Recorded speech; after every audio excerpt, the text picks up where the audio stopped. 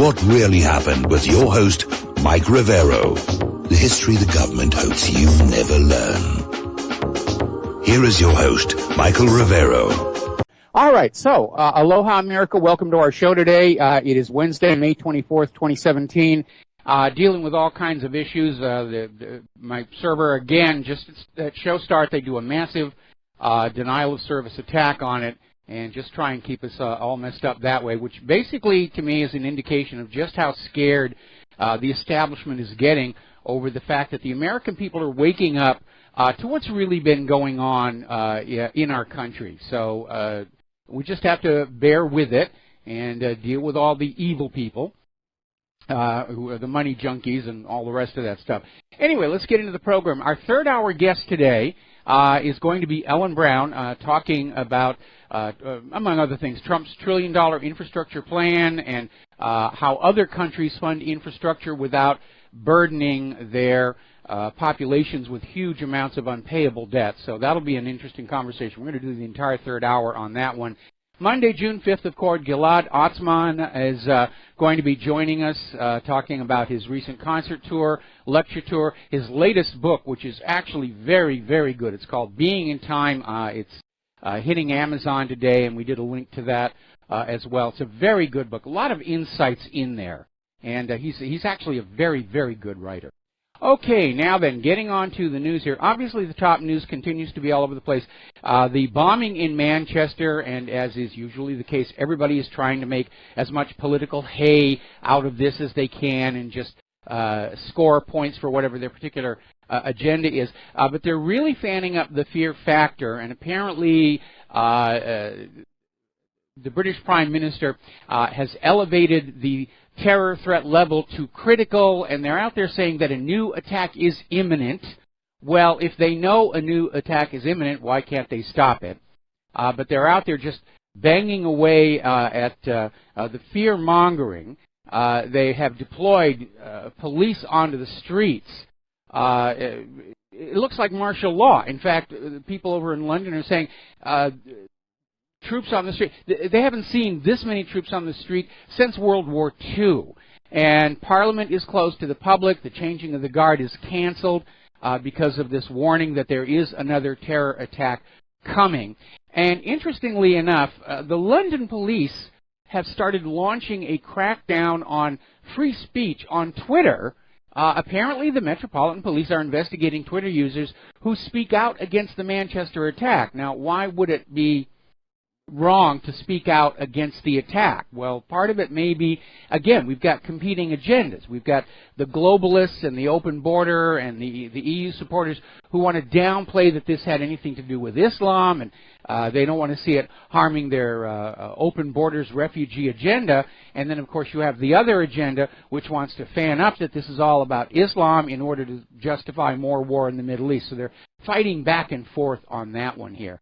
Now, interesting little article. This came out of the Daily Mail in Great Britain, and it says, the Manchester bomber had returned to Britain from Libya just 3 days before the attack, as his father, who had al-Qaeda links, and younger brother are arrested in Tripoli. And going through this story, Syria is mentioned over a dozen times in this article. He may have gone to Syria. He may have had Syrian help. And so it looks to me like, at least from this newspaper's point of view, this story is going to be used to basically fan up the idea of Great Britain going back into the war on Syria, rejoining the coalition, and go on down there and just pound those gosh darn Syrians until Assad gives up. Now, another little article, this came out of Land Destroyer, is saying that the UK government was harboring these terrorists linked to this bombing for decades, which raises the possibility that these were actually undercover intelligence assets. We know that we have seen the same thing here in the United States, where the FBI or the CIA will literally manufacture these terror groups to wag at us when they need us scared into obedience. Now, so far, somebody has, in fact, claimed credit for the Manchester bombing, saying that they're ISIS, which you don't really know that. Somebody picks up a phone or sends a fax and says, I'm ISIS, we did it, come and get us. And the timing here is, in fact, rather suspect, because you've got Donald Trump in Israel bowing to Netanyahu and talking about peace, even as he dumps billions of dollars of weapons into the area. Of course, very, very convenient for Netanyahu, we have another one of these terror attacks to support his agenda. Now, musician and songwriter Morrissey is out there basically saying that he's chastising politicians, saying they're petrified to admit Islamic extremism behind the terror. And again, we have these two clashing agendas. One is to fan up, it had everything to do with these Middle Eastern Muslim countries, let's go and make war. And on the other side, you've got the open borders people trying to say, no, it's got nothing to do with Islam, it was just a crazed lone nut assassin. Although, as of last report, British police have arrested 5 people, 5 perpetrators on this. Now, we're going to do a quick shout out to our on-air affiliates who are just rejoining our network. And unfortunately, tragically, there has been a mosque set on fire near Manchester that is being seen as a probable retaliation by somebody against the concert bombing. And these things can get way, way out of control. Interestingly enough, one of the anchors on BBC is out there saying, well, Europe's just getting used to this, and we're just going to have to get used to it. This is the new normal, and we're never ever going to be able to get rid of all of this, so it's just part of life again. And that's quite a contrast. Remember back in 1940? You had Churchill out there, never yield to force, never yield to the might of the enemy, and today it's, we just got to get used to this. I mean, when it was the Nazi war machine that was dropping bombs all over London with the V1 and the V2, they fought back. They finally fought through to those launching rails in Peenemünde and just blew them up. So everyone is using this for whatever agenda. And over in France, citing the Manchester bombing, they have extended their now almost permanent state of emergency until November 1st. It was due to expire in July, but no, they're going to keep it going to November 1st. And it does look like it's going to become permanent with all of the added authority for the police and all the restrictions on ordinary people and all the silencing of dissent and criticism. Oh, it's an emergency. We have to ignore human rights and the right of free speech. It's an emergency. Every tyrant, every dictatorship goes through that phase. Oh, we're in a state of national emergency. All the freedoms you used to have, we have to take those away from you to make you safe. And you lose your freedoms and you're not safe. Seeing it happen all over again. I got to tell you, we have a lot of military aircraft flying overhead right now. It's making Claire and I very, very nervous. And I realize it's training flights.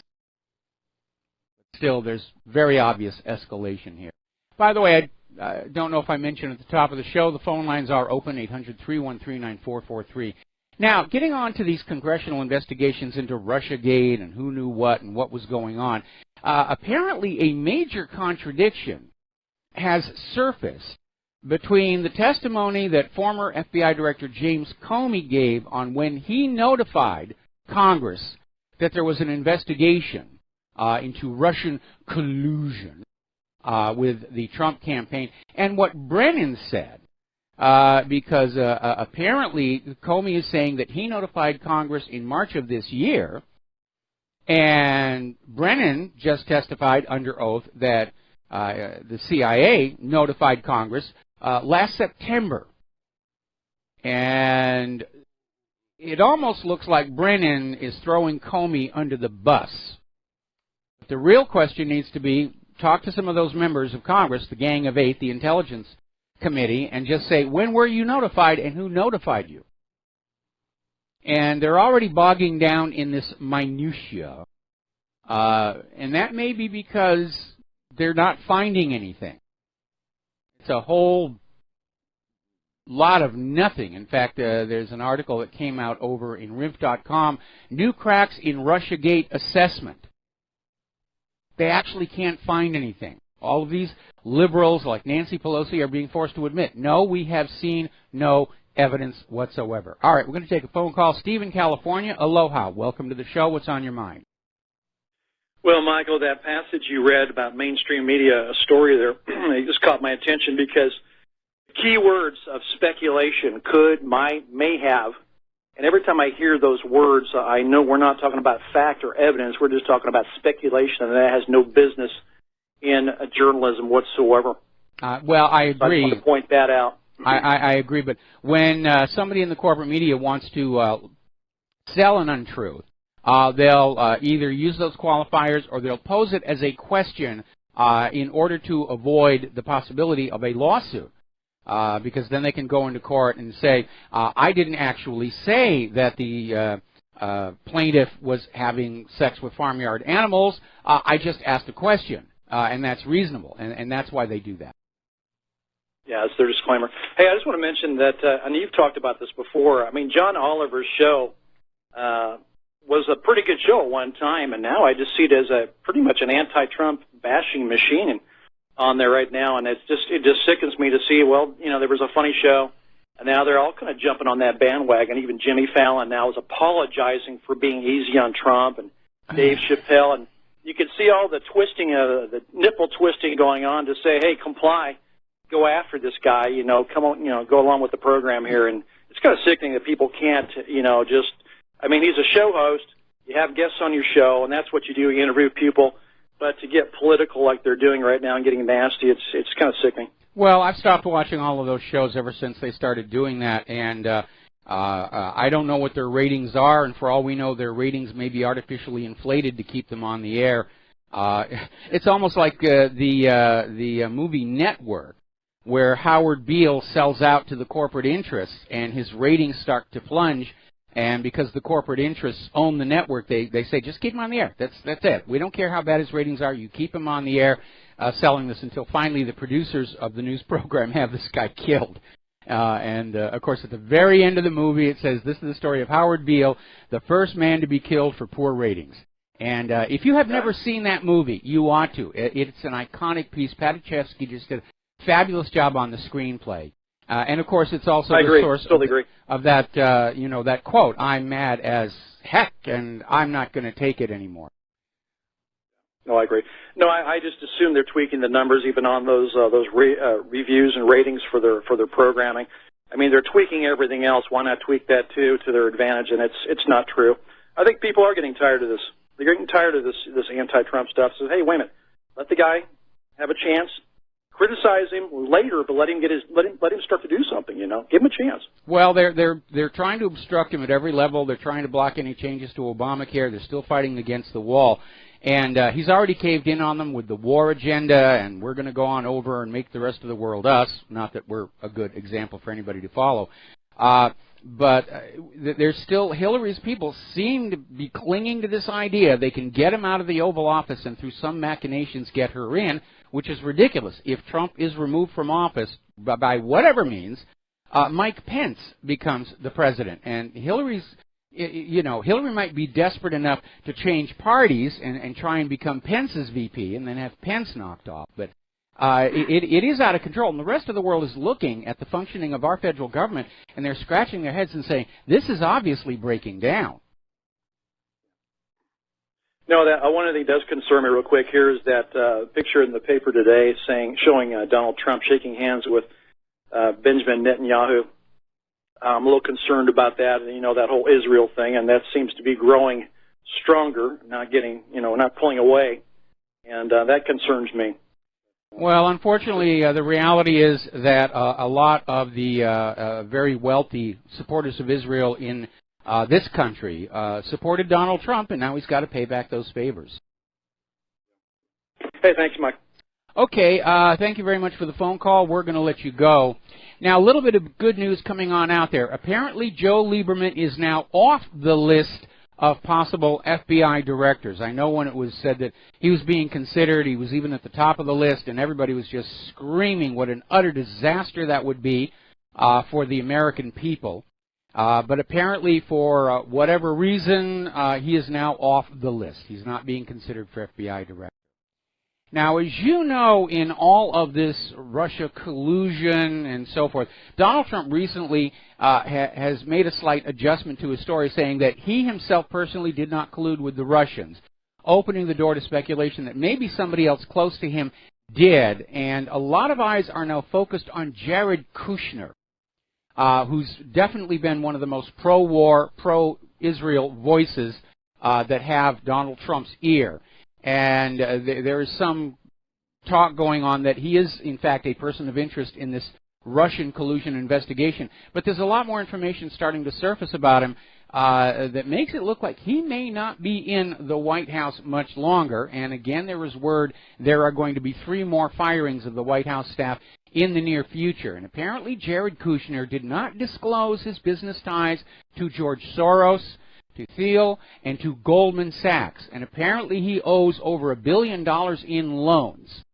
And so obviously that kind of an obligation, whoever he owes that money to, they're going to call him up and say, tell Trump this. And Jared is going to say, yes, sir. Give me a little more time on my loan repayment, and I will feed that into the president's ear. So there's obviously an issue there. And we've mentioned this before, but it's worth repeating. This whole Russia bashing everything, it's falling apart. And key Democratic officials are now warning the base not to expect any evidence of a Trump-Russia collusion. They actually oversold that.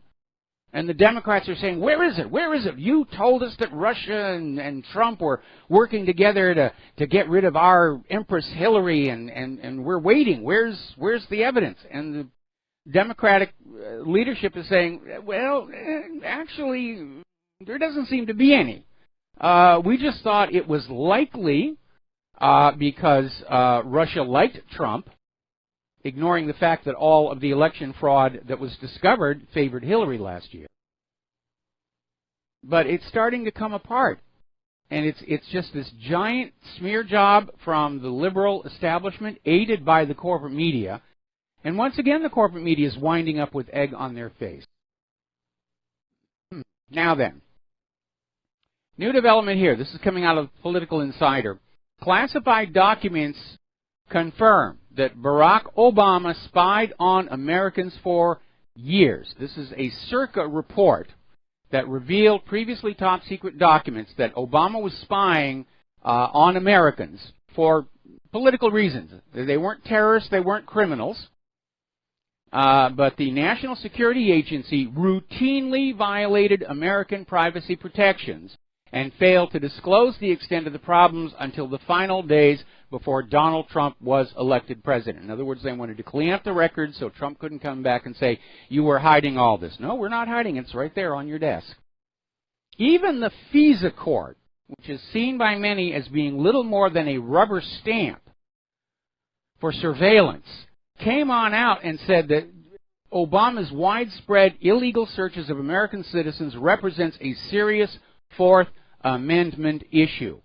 And yes, it absolutely does.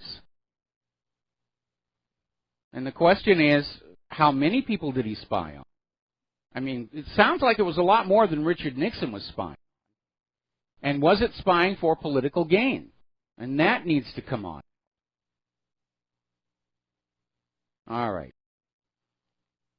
Now, when we come back from this next commercial break, there's been a new development in the case of those 4 House IT staffers who were moved away from their position for breaking into computers they were not supposed to break into. There's been a new development. We'll be right back. And aloha, America. Welcome back to our show here. Now, one of the stories that was floating around regarding computers, and it sort of kind of got overshadowed by Seth Rich and a lot of other things, but there was a big stink because these 4 IT staffers working in the House of Representatives were caught accessing the computers of members of the House. And it was a big stink, and they were removed from their positions to new positions, and they finally started getting fired. But apparently there was a concern that these people working on the inside were, in fact, snooping and spying on members of the House of Representatives. And apparently,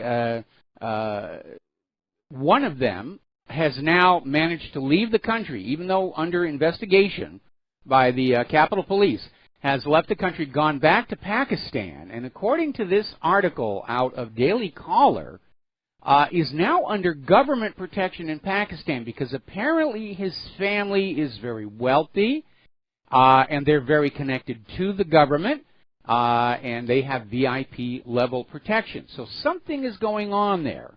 Now, as a little footnote to this story, when the investigation first started into these IT staffers, Debbie Wasserman Schultz herself threatened the chief of police for holding the computer equipment for the investigation. So she was trying to get all the physical evidence back and under her control. So there's something going on there. So again, my primary theory behind this whole email scandal is that while she served as Secretary of State, Hillary Rodham Clinton was repeating the Chinagate scandal, selling secrets to foreign interests using her weak email server to deliver the material and her charitable foundation to collect and launder the money. And maybe, if that was what was going on, the espionage went a little bit broader. And they were using these IT workers to spy on members of Congress and get their information for sale to interested parties. When you look at how everybody is just panicking and circling the wagons around this, there's something there. There's definitely something there. This is the point where all the cover-ups overlap. It's the maximum point of protection. And there has to be a reason.